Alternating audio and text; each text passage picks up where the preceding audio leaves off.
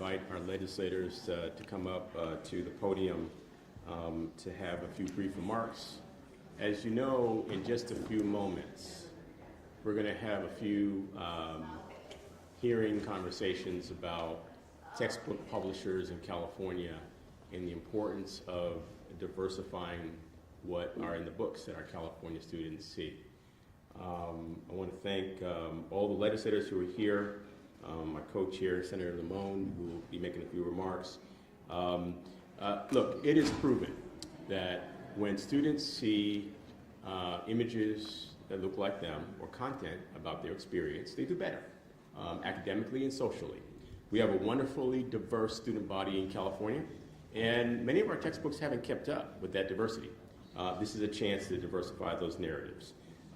This is all happening against the backdrop of what's happening in other countries, where you have governors in other states literally trying to strip out any representation about race, about the experience of LGBTQ+ students with disabilities. California is going in the other direction. We are today asking textbook publishers to make a firm commitment to diversify their books and to share what it is that they're doing. We're a state that provides ethnic studies as a graduation requirement. We know that all students do better when they have the chance to learn about the contributions of people of color in our schools. We are a state that provides resources to support LGBTQ+ students to have great outcomes academically and socially, and to avoid them being bullied. And so we're grateful that you all are carrying the message to our constituents of the important work being done here today. I'd like to invite up to have a few remarks the co-chair of this task force, someone who's no stranger to this work, has done so much along the lines of bilingual education and supporting Native American communities and students in general. Please welcome Senator Monique Limon from District 19. Thank you so much to our California State Superintendent, Tony Thurmond, and thank you to my colleagues from the legislature who are here.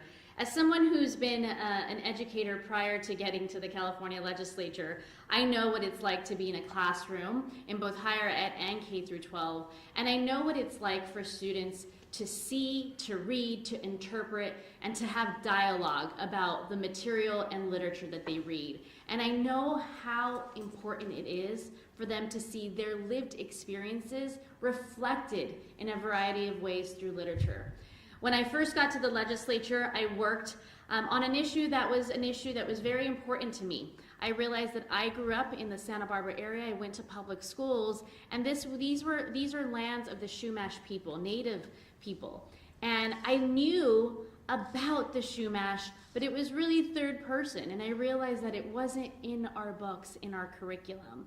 And when I was an adult and I was on the school board, I was handed a beautiful, what we then knew of encyclopedia. I don't know that everyone knows what an encyclopedia is now, but an encyclopedia with terms, language, and history of the Chumash people along the Central Coast. And it was then that I realized I am an adult, and never once did I see this, did I learn this, or have access to material, to literature, to content that was reflective of the Native people of the place that I was born and raised and that I grew up in. And it is with that background and that experience, and at a time where, quite frankly, we were all very accepting. There was no controversy about including backgrounds in literature, that we started the work here in the California State Legislature. I look at my colleagues, I see that, you know, who is here and how much they have worked to also expand curriculum in our schools. So the conversation today is not simply a reaction to what is happening in our country. It is a commitment on behalf of the state of California to say what we were doing 10 years ago, 20 years ago, and our efforts to diversify curriculum, to allow and to encourage ethnic studies, to ensure that there is dialogue, that there is critical thinking is a commitment that we have had 10 years from now ago, and that we have today, and that we will have in another 10 years. These are the California values, and I'm so grateful to all of the publishers that are here, the stakeholders that are here to also help us ensure that the values of California in allowing and promoting and securing a diverse curriculum for students is something that we're going to do in partnership with our stakeholders. So I want to thank our Superintendent of Public Instruction for convening us, for creating a space to have this conversation, and for ensuring that our educators, our schools, our students, and our communities at large know that despite what is happening in the country, despite the books that are being banned, the literary material that is being banned, we are very committed to ensuring that our students in California see themselves reflected, no matter where they come from, what parts of the world, what backgrounds they have, see themselves reflected in the curriculum. Thank you. Thank you, Senator Limon. Very well said. I want to invite up Assembly Member James Ramos to say a few remarks. No stranger to this work. Thank you for championing great work to include representation of Native American people, of our students, and the first people in our nation. Please welcome Assemblymember James Ramos for a few remarks. Well, thank you, State Superintendent of Public Instruction, Tony Thurmond, and to the co-chair, Senator Monique Limon. These issues that are being brought up here today shows the diversity and the need for accurate history and portrayal within the books that are being taught to the students here in the state of California. We introduced a Bill 1703 that called on the California Indian Education Act, and it's mirrored after Washington State, the time immemorial bill that embeds the curriculum of Washington State's first people in their curriculum, and it took them 15 years to get it embedded. And I know that working together with our colleagues that it won't take California 15 years to get that embedded into the state of California, especially with the support of the publishers that are here today. When we talk about the Spanish incursion that's taught at the elementary level, then we owe it to give a correct portrayal of also the impact on California's first people, the California Indian people in general, about atrocities, about the different things that happened during the colonizational period, but also the resiliency of California Indian people to overcome and to be here today. And I stand here where representation truly does matter as the first and only California Indian ever elected in the state legislature. I'm of Serrano and Cahuilla, and I live on the San Manuel Indian Reservation. So these are things that we grew up learning in school that we knew weren't correct, but yet when we challenged it in the classroom, we were met with sometimes not warm feelings from those within the educational arena. And then you move on to the Gold Rush era. If we're going to be teaching about the Gold Rush, then it's a chance to correctly portray what truly happened again to the Californian people, which isn't a rosy picture, but it's still a picture that needs to be told in the state of California, because California is home to more than 109 federally recognized tribes. But even more than that, California, when first exploration took place, was covered with California Indian people throughout the state. This is one of the few states that still has the ancestral lands tied to the individuals. Chumash people, Serrano, Cahuilla, Yurok, Karuk, all those are different cultures, different languages, and different histories that need to be taught within the school system itself. So we have a chance today to be able to lend our voice to publishers and to the state of California that it's time that we come together, work together to ensure that a correct portrayal of California is being taught within the classrooms, and that should include and start with California's first people, the California Indian people. Thank you. Thank you, Assemblymember Ramos. Thank you, Assemblymember Ramos, and for bringing those wonderful remarks on behalf of District 45 in the state of California. I'm looking to members and their staff to let me know when they need to duck out for committee hearings.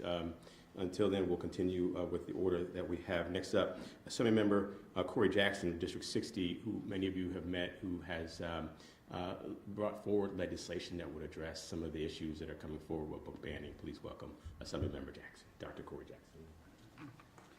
Thank you very much, Superintendent. It's my honor to be here. and thank you for leading on this critical issue. We don't just know that knowledge is important. We don't just know that knowledge is power. We are finding out that knowledge is sacred in how we teach it in our schools and how we consume it as a society. And I think that this time in history is an important reflection on that. If we are not being taught our true history, if we are not being taught to have empathy and care for the history of the most marginalized and oppressed populations in this nation, that our society begins to fall apart. And this is probably the most critical issue that we have to fix here in California, because no one would have thought that these dangerous movements is taking a foothold in California, and certainly representing parts of Riverside County where some of the epicenter is in this book banning movement, this history of people of color and LGBTQ people. We have to make it clear that this movement has no place here in California, that all people will be given the dignity and humanity that the Creator has afforded them. And there is no one who can take that away from anyone. AB 1078 is a critical response to ensuring that we put the brakes on the banning of books. When you can simply say that a school board can simply say that a book is not allowed because of this mysterious boogeyman called CRT, based upon someone's own opinion about what history should be, not what it is simply very dangerous. And we are learning this more and more. We cannot just hope this goes away. If we think it's going to go away, we are going to be saying to the next generation that we failed in our sacred responsibility of ensuring that these issues are not something that yet you have to face. This cannot happen on our watch. And so I am very honored to be working with the superintendent, working with the chairs of the Education Committee. I want to thank Assemblymember Murasuchi for keeping this bill alive, to making sure that we had enough time to bring together the diversity of California so that we can have the critical conversations to find a balanced approach. Because we know that this issue is so complicated, so complex, but I believe we will meet the moment. And this is something that we should all be proud of. And so I want to thank those who are here. I want to implore publishers to hold the line of truth. Hold the line of truth so that we can make sure that future generations are better off than we are today. Thank you.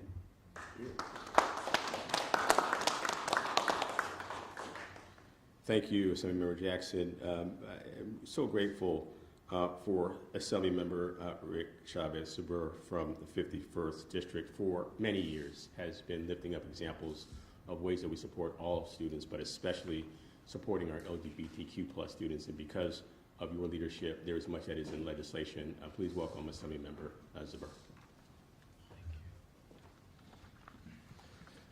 Thank you, Superintendent Thurman, for inviting me to participate in the task force and having me here today. You have been a rock-solid champion of making sure that our schools are safe and secure for LGBTQ+ and all students that face vulnerable circumstances and are at risk. We are here today to address the challenges faced by students who do not see themselves represented in the lessons taught in our schools and the stories told in our textbooks. These include students from communities of color, youth from immigrant communities, students with disabilities, Native Americans, LGBTQ+ students, and more. And generally, these students face lower success rates in our schools. LGBTQ+ students who are targeted because of their sexual orientation or gender identity missed school nearly 3 times more often, had lower GPAs, were less likely to pursue post-secondary education, were twice as likely to have been disciplined at school, had lower self-esteem, and had higher levels of depression and suicide ideation than their peers. That number is even greater for LGBTQ+ youth who are also targeted because of their race, immigration status, zip code, religion, or ability. Schools play a crucial role in supporting these students who may lack acceptance at their home and in their communities. With the right programs and adoption of best practices, schools can provide safe and inclusive environments where students can thrive academically, emotionally, and socially, but many schools have a long way to go. School curriculum is a large part of the overall school experience and has the ability to significantly impact students' well-being and sense of belonging. LGBTQ+ inclusive curriculum helps students feel seen, valued, and respected. It also benefits non-LGBTQ students by fostering understanding and empathy and acceptance. Holocaust, anti-Semitism curriculum that focuses on contributions of members of communities and other curriculum that focuses on contributions from communities of color, ethnic studies, religious minorities, and women are similarly critical. I did not have the opportunity as a child or even as a young man to see representation around me. This is why I fought with Superintendent Thurman for many years to create a better, kinder, more compassionate world for LGBTQ and all students, whether it was as Executive Director of Equality California or now as a legislator here in the state of California. In fact, during my time at Equality California, we proudly supported the Fair Education Act, which required the updating of social science and history curriculum. I remember our staff reviewing hundreds and hundreds of textbooks from every grade all the way through to make sure that they represented California values and not Texas or Florida values.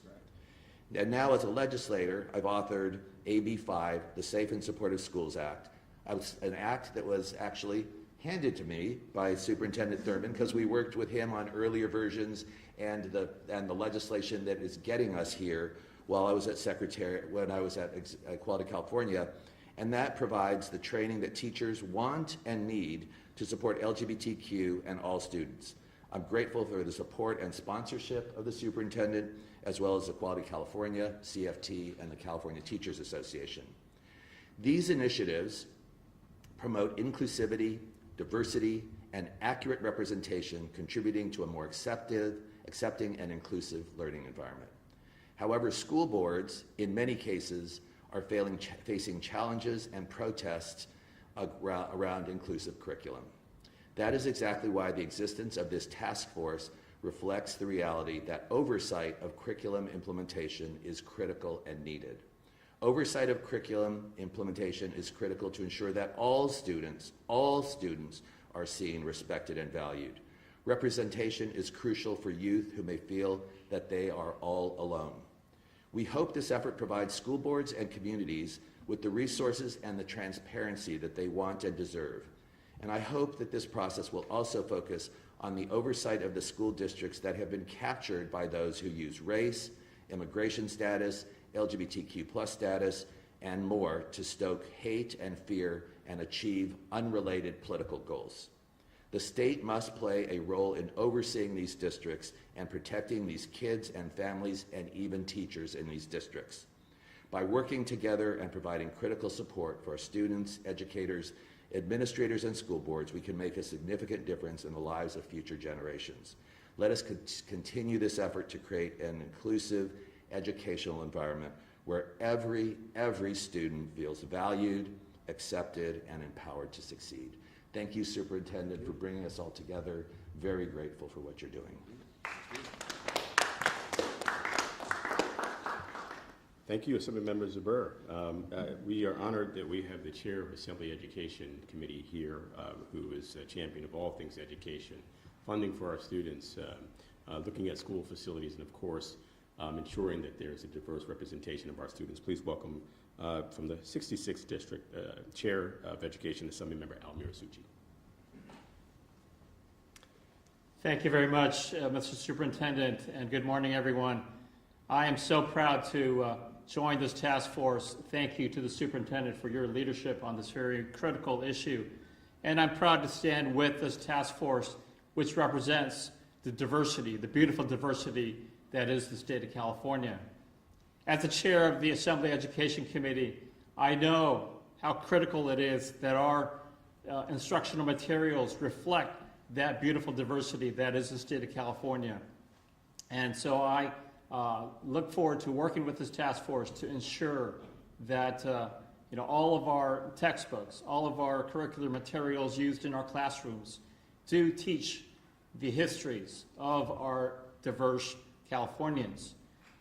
Just personally for me, as a Japanese American, I know that I always look to see if textbooks accurately reflect the lessons of the World War II Japanese American internment, not only to make sure that the history of diverse Californians are reflected in our textbooks, but to ensure that we are learning from these important lessons from the past in order to become a better people, a better state, a better country.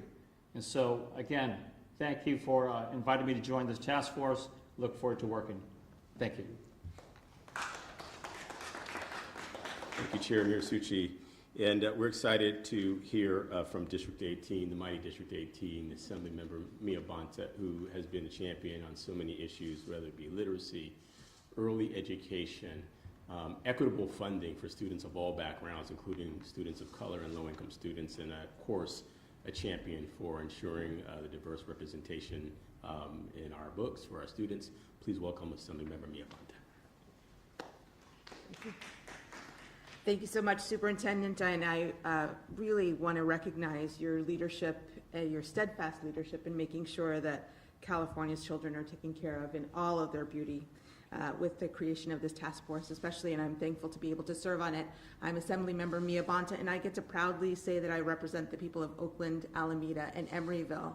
And it is actually my service as the board president of Alameda Unified School District that really draws me to this. In Alameda, we had a slogan that said, "Everyone belongs here." And the intention of that was to ensure that our children knew every single day that when they came to school, their schools would be a place where all of who they are would be included in their curriculum, in the practices of the teachers and the staff in their schools, and in the policies of the school board in helping them to be in all of their beauty as Californians, in all of their diverse beauty as Californians.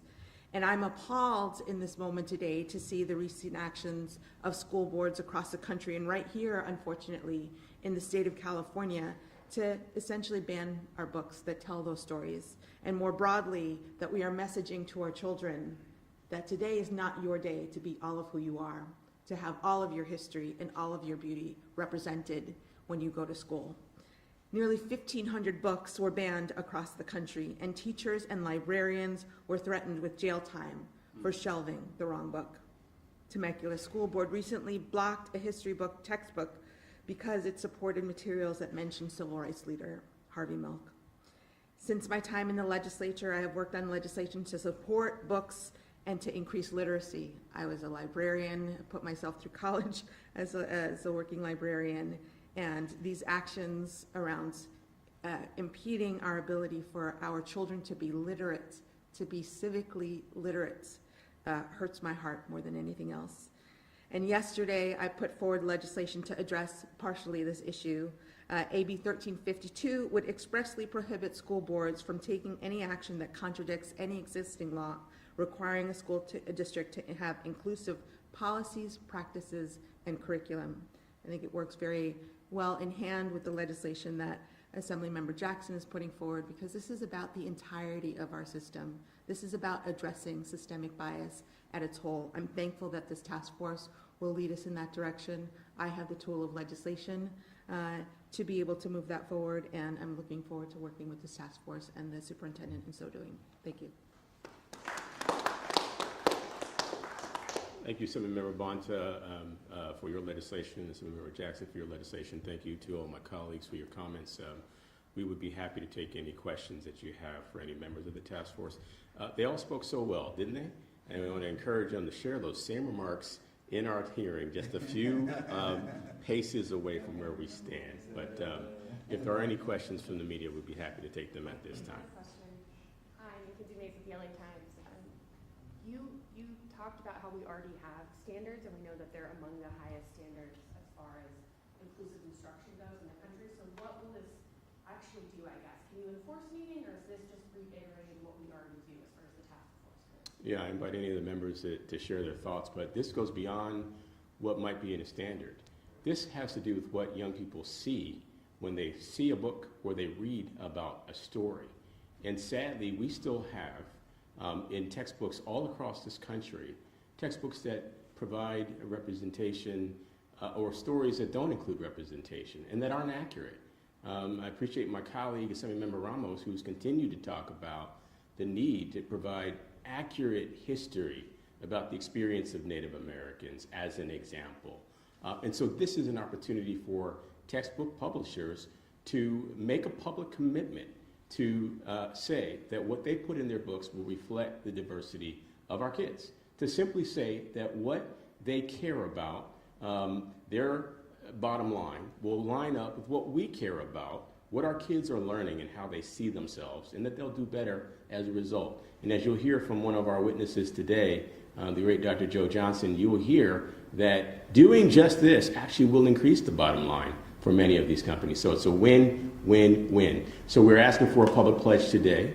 We're supporting the legislation that you heard here today. The legislation does have mandates in it for school districts. You'll hear about legislation that will have a fee for any company, for any district that bans a book. And so let's be clear, inclusive education is more than woke education, as some have called it. Inclusive education helps our students to have academic success, social success, and to be able to contribute to their communities. This task force will be taking up many issues. Just one of them is what occurs in textbooks. When we read the recent stories about school boards here in California that have banned books, can the state do anything about that, or is this one of these issues where locals have control of their curriculum? There is no doubt that this is a state with local control is a practice and a priority. But as you've heard from my colleagues, there are at least two bills that aim to to curtail the actions of those who are hiding racism and hate under the guise of local control. Mm-hmm. Local control doesn't give you the right to inflict pain on someone or to even threaten someone. Our students who've been asking for the right to not be bullied because they're LGBTQ plus students, they have been bullied by adults simply for raising their voices for what they believe. And so there will be legislation, there is legislation that will address the actions of these school boards, and we will continue to address them. As you all know, many of these districts are under full investigation, some of them directly by my office, and we will continue to make sure that there's no discrimination taking place in our schools. Can you tell us the numbers of those bills? Yes, I'm going to let the authors mention their bills and their bill numbers. AB 1078, which is a bill to increase the voting threshold of 2/3 majority for local school boards if they wish to try to ban books or curriculum. But it also increases and strengthens the FAIR Act to making sure that school districts are legally responsible if they begin to reject books and curriculum simply because it tells the true representation of any protected class.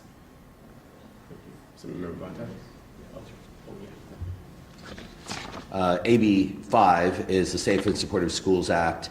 It requires that there's a current program that the Department of Public Instruction is doing that's creating a a teacher and administrator and staff training program for LGBTQ plus inclusive curriculum that helps students, teachers and staff understand best practices in supporting LGBTQ youth, how to comply with the Fair Education Act, a host of things, and that bill is 85 and is moving through the Assembly, the Senate now.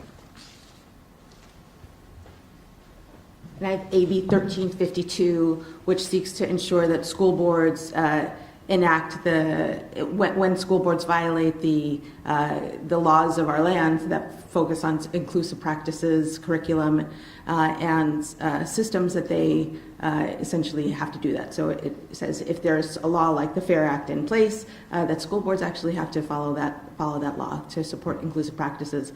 It also ensures that if there's an individual school board member that refuses to put forward policy or controverts the policies of the state, that they be censured and allows for by a two-thirds vote removal of that school board member. Thank you, colleagues. Great bills. Any other members from the media with questions? Yes, hi. My name is Don from AC10. So is this the first time that the task force is meeting, or when was it created? It's a newly created task force, ad hoc. It is the first time that it'll be meeting. But there have been conversations as the task force has been coming together with various interest groups and interest holders, including ACSA, our school administrators, and our school boards associations, California Teachers Association, California Federation of Teachers. We've been having conversations about how to address inclusion in education. This is the first meeting of the task force today. There'll be other meetings. We've decided to start with the issue of diversity in textbooks because it's been an issue that's been long coming. People have been asking for it for a long time. You're going to hear from some great witnesses, too, who are in the room already. And if you wish to ask them questions, you can. You're going to hear from them why this is so important. This is not a new idea. This is not a reactionary response. This is something that we've been calling for in the country, and California has been leading, but there's more that can be done. And so we're beginning with the task force with this issue. And then does this task force include Republicans? Not that I'm aware of, at least not to date, but we welcome the participation of members from any party. This isn't a partisan issue. And I can tell you that because when you look at the surveys about what Americans think about the issue of banning books, most Americans are opposed to the idea of banning books, both Democrats and Republicans. The reality is that we're seeing the actions of what I would call a wayward few who are tearing apart at the fabric of what makes this country so great, the diversity of our people. And this is one of many actions that I think we can put forward to show that California is a special nation because of the diversity of our people, and that we can hold many things at the same time. We can hold that slavery was devastating and is a devastating part of our history, but at the same time, we can be proud to be Californians and proud to be Americans, and to say that we can do better than what might have happened at the beginning of the history of this country, and that we can do better, and that we're teaching our kids to do better. So there'll be many, many topics, and individuals from any party are welcome. Is there time for one or two more questions? Yeah, hi, Superintendent Blake Jones with Politico. A few weeks ago, the new state administration, tried to exert pressure on textbook publishers that had altered their social studies content under pressure from Florida Republicans. And I'm wondering, is there anything else in the works, whether it's like a state board or the CDE, to try to put more pressure on textbook publishers from California? Yeah, welcome. If any of my colleagues want to speak to this or any of the questions that have come up, I would just say I applaud the governor for putting the pressure on companies to say, if you're going to strip out the history of people in another state, you shouldn't expect to do business in the state of California. Everything has to be above board. And that, again, I can't say enough about those textbook publishers who come forward today to provide their pledge of support during this time. You'll hear from them in the hearing, and so I'm grateful that there's pressure on companies to say, don't think you can make a buck doing bad things in another state and expect to be able to do business in the state of California. I'm grateful that we have folks here who care about what's in our textbooks. And as you heard from Assemblymember Ramos and Senator Limon, this is not new. These are items that we have been working on for a long time, and California is going to show the way for those other states. Anyone want to address any of those? Assemblymember Zuber? I remember when the Fair Education Act was adopted, there was a process there where every textbook manufacturer or publisher had to provide textbooks to the Department of Public Instruction, and there was a whole review process that occurred where I know my organization with some other LGBT organizations reviewed literally every textbook from every publisher and actually ranked them. And I think because some of the recent textbooks, it costs a lot of money to do that. I think we don't have that oversight yet. And what I'm hoping happens as part of this task force is that we actually can figure out how to make sure that there's oversight of the textbooks that are coming into the state of California to make sure that they actually reflect California values. And ultimately that takes resources, and I'm hoping this task force will elevate that here in the state of California to make sure that we've got the resources we need to provide that oversight for textbooks. I think even more importantly, I think it's just important to send a message that if we can't get commitments from publishers, I can almost guarantee you that there will be a bill to ensure that California doesn't spend a dime when it comes to purchasing those textbooks. I never fathomed that a publisher would even consider rewriting history. I didn't even think it was allowed, right? And so it blew my mind to see that because of political pressure, right? And that this goes to the whole recent history about what is truth, right? What is our true history? And we see the direct ramifications of that. And so we have to take this very, very, very seriously in making sure that we hold publishers accountable because they hold the key to what future generations and how their society is going to be run as well. Are you optimistic that the publishers will commit to inclusive curriculum? You got examples from 4 companies today. They're here to give their public pledge to it. And so that gives me hope and optimism just by that example. Don't take it from me. Take it from their words from themselves, as you'll hear from them directly. They'll talk about what they're already doing and what they hope to do going forward. Okay, folks. We're going to, would someone see if Assemblymember Bonta has one more minute just for a quick photo? I would like to invite up 2 of our witnesses who are here in a moment just to be able to say a few words before the hearing. But I'm grateful for my colleagues.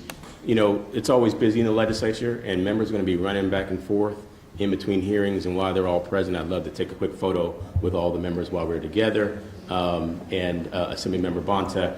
But in a moment, I want to introduce you, allow you to hear directly from Dr. Karen Korematsu, who heads the Fred Korematsu Institute, who's been, she's an ambassador to California Education.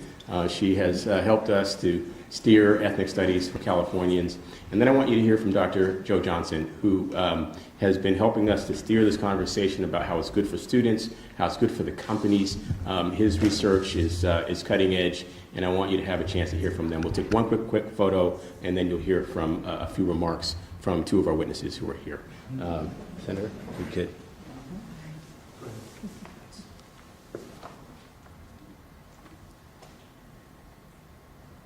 Okay, great. Perfect. Sorry, I'm tucked away. Okay. 1, 2, 3. Thank you very much. Thank you. Dr. Korematsu, Dr. Johnson, please, if you wish to have a few remarks, we welcome you at this time.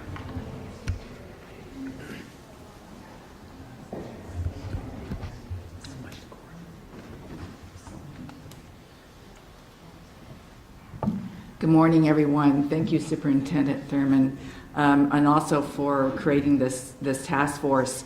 As I'm going to say at the hearing, I've been waiting for 70 years for something like this to happen, because when I was growing up, I never saw myself in textbooks. And now that we have such a diverse population, especially of ethnicity in California, it's important for all students to recognize and see themselves as part of the history of California. So thank you again for holding this, and I am optimistic because actually for textbook companies, it's about business, and if they want a good bottom line, then they will participate. But it's also a social justice opportunity for them to really uphold our society and our students who are the next generation of textbook buyers. Dr. Johnson? I also would like to thank the state superintendent and all of the committee members for their commitment to this issue.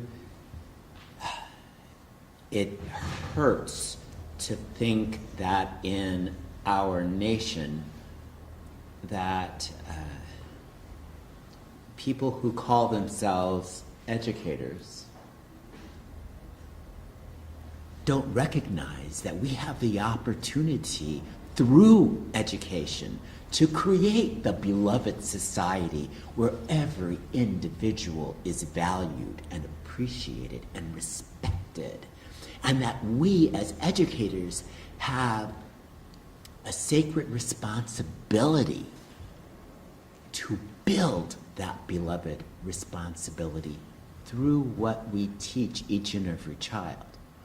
But also, it's important to acknowledge that our ability to teach children the rigorous academic standards that they're going to need to learn in order to succeed in this world is enhanced when we help them see how those standards connect to their lives. Right. And so it is so important that in the state of California, we're having this conversation so that we can make sure that our children benefit from resources that magnify their opportunity to succeed in life. So thank you. Okay, well, thank you again, Dr. Johnson, Dr. Korematsu. This concludes the press event. We invite the media to stay with us for the hearing. We will be just a few doors away. What's our room number for the hearing? 126. We invite you to join us. As you can see, we have passion leaders here. We're grateful that you're here carrying the message to the public about what we're doing here in the state of California. Thank you very much.